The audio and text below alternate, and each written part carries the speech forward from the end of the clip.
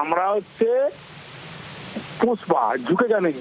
ভোটের মুখে পুষ্পা বনাম সিংহম, ভোট বঙ্গে উত্তর প্রদেশের সিংহম অফিসার বিশেষ পুলিশ পর্যবেক্ষকের আরো একটি ভিডিও দেখুন। সেই ভিডিও घर कहीं वहाँ पे एफएसटी तो यही एरिया ना, ये तो यही कर रहे हो ना, तो आपको एरिया पे एफएसटी का यही एरिया ना।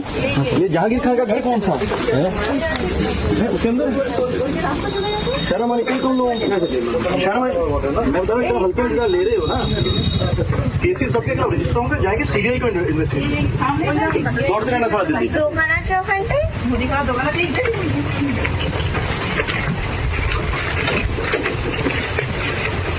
एक महीना हो गया कि नहीं?